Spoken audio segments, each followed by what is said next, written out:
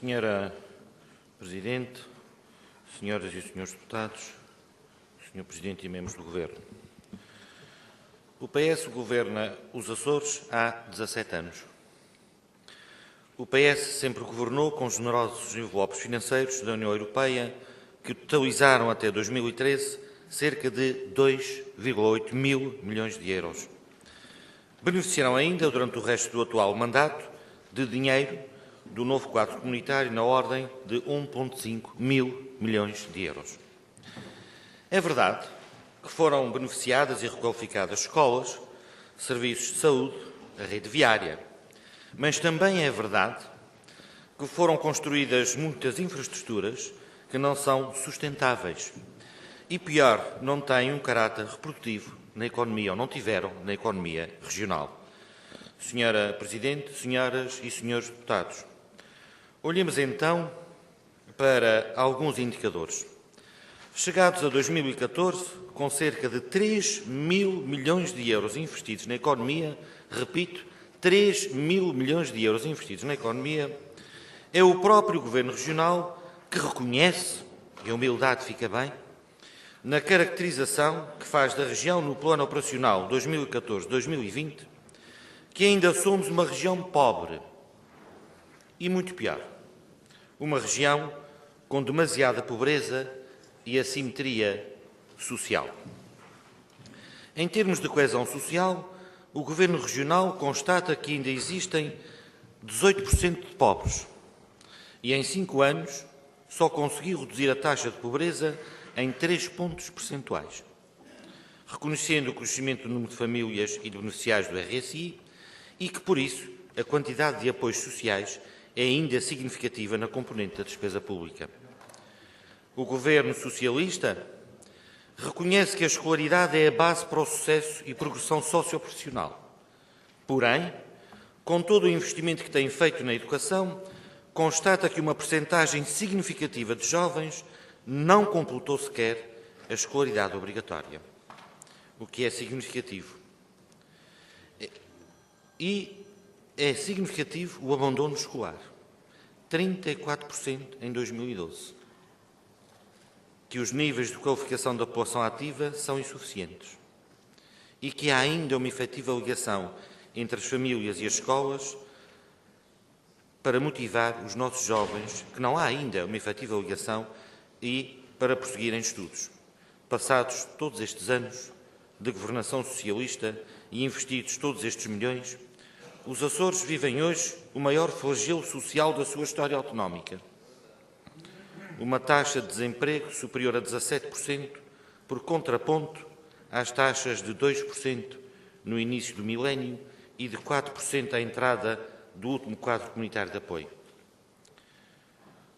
Os números são dramáticos. Pior ficam quando o Governo reconhece que a taxa de desemprego é de 38% entre os jovens e que cerca de 30% de pessoas que perderam o emprego não conseguem uma nova oportunidade. Apesar de alguns destacados dirigentes socialistas negarem com todas as suas forças a indignidade política do aconselhamento à imigração, o que é certo é que o Governo Regional reconhece, e cito, a retoma do fluxo imigratório resultante do agravamento dos desequilíbrios de oportunidades de emprego e de rendimento. E estamos a falar de uma economia que tem tido ao seu dispor mais de 3 mil milhões de euros. Em termos de coesão territorial e sustentabilidade, o diagnóstico socialista apenas reconhece a necessidade de comprar novos megabarcos para o transporte de pessoas e mercadorias, hipotecando deste modo mais de metade do total dos fundos comunitários destinados aos Açores nos próximos anos para o setor dos transportes. Senhora Presidente, senhoras e senhores deputados, Senhor Presidente do Governo, esta é a realidade que o próprio Governo reconhece. Não é nada boa, apesar de todo o capital investido, mas pior ainda, é a visão que o Governo Socialista tem para o futuro. E isto é que é dramático. O turismo, o mar e as energias renováveis continuam ao fim de 20 anos e 3 quadros comunitários de apoio. Depois, a ser apontados como setores emergentes, quando já deviam ser pilares económicos fundamentais ao desenvolvimento. No combate ao desemprego, as políticas que se perspectivam visam perpetuar a dependência em programas de ocupação laboral, mantendo a iniciativa privada amarrada à teia de subsídio à dependência, empurrando os jovens para a precariedade de estágios e formações, manobrando as estatísticas que, mesmo assim, não conseguem ser favoráveis.